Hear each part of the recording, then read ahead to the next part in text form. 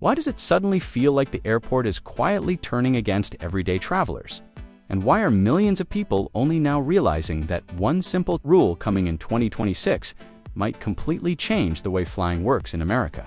Think about this for a second, because this isn't about fear or conspiracy, or some dramatic headline meant to scare you into clicking. This is about a slow-moving rule buried in paperwork and deadlines that's already reshaping airports in ways most people don't notice until it's too late, and that rule is Real ID.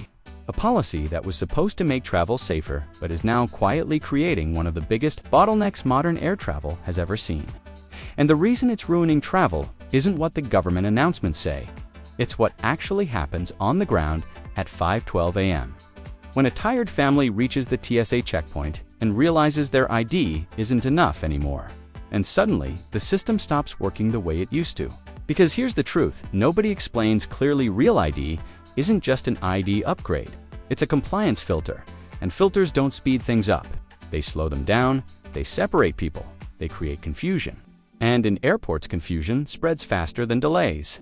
And while officials talk about enhanced security, what travelers experience is a maze of inconsistent rules, undertrained staff, outdated state databases, and a deadline that keeps creeping closer while millions of people remain unprepared. Not because they don't care, but because the process itself is broken, slow, and wildly uneven across states, and that's where the real damage begins. Because airports aren't designed for uncertainty, they're designed for flow. And Real ID disrupts that flow at the worst possible choke point, the security checkpoint, where one confused traveler doesn't just delay themselves, they delay everyone behind them. And when that happens thousands of times a day across the country, the entire system starts to crack in small but very real ways. Lines grow longer without explanation. TSA agents are forced into the role of educators instead of screeners. Passengers argue, panic, miss flights, and nobody feels safer. They just feel stressed. And the craziest part is that this rule doesn't fail loudly. It fails quietly. Through missed flights, rebooked tickets, extra fees, lost vacations, and family events that never happened because someone's driver's license looked perfectly fine, until it didn't. And this is where the official messaging completely collapses. Because the government says, just get a Real ID, as if that's a quick errand you run on a lunch break. But in reality, many DMVs are still backlogged. Appointments are booked months out. Documents are rejected for tiny mismatches, like a missing middle initial or an old address. And people who move frequently, work multiple jobs, or don't have perfect paperwork are the ones hit hardest. Not criminals, not bad actors, just normal travelers. And when 2026 hits fully, airports won't suddenly stop you at the door. They'll do something worse. They'll let you get all the way to security before telling you that you're not cleared to fly. And by then, it's too late, because flights don't wait for paperwork problems. And airlines don't refund missed departures caused by ID issues. So the cost shifts directly onto you, the traveler. And this is the part nobody likes to talk about. Real ID doesn't just create security compliance. It creates financial pressure, emotional pressure, and time pressure, all at once. And airports amplify that pressure because everything is timed, everything is loud, everything is moving. And when you're suddenly pulled aside, told to step out of line, and handed a vague explanation, it doesn't feel like safety. It feels like punishment for not knowing something you were never properly taught. And the ripple effects go further than people realize. Because airlines now have to manage more last-minute no-shows. TSA has to handle more secondary screenings. Airport staff deal with more confrontations. And the system starts compensating by tightening rules even more, which only makes the experience worse for everyone else.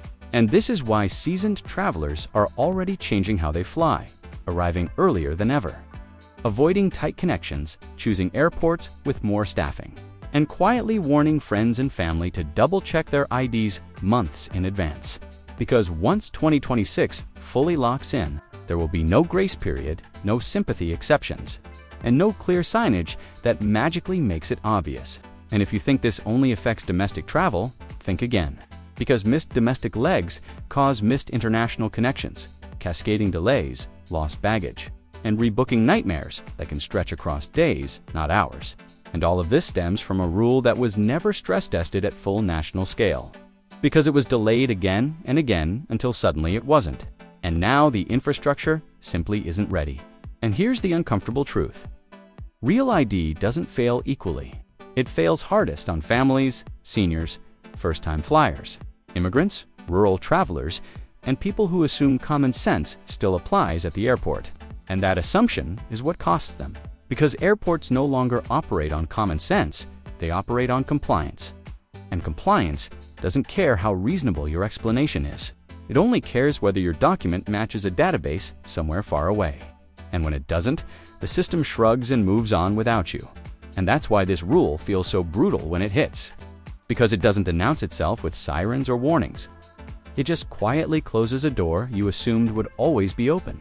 And the saddest part is that most travelers will only learn this lesson the hard way, standing in a security line, watching the clock tick forward, realizing that the vacation they planned, paid for, and dreamed about is slipping away over a tiny star on a license they never thought mattered.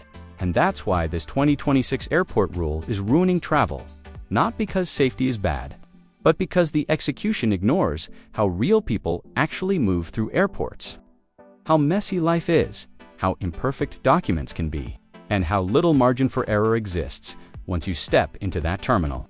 And unless travelers start preparing now, not later, not someday, but now, airports in 2026 won't just be more secure. They'll be more unforgiving, more confusing, and more stressful than ever before. And the worst part is that when it happens, most people won't blame the rule, they'll blame themselves, even though the system was never designed with them in mind.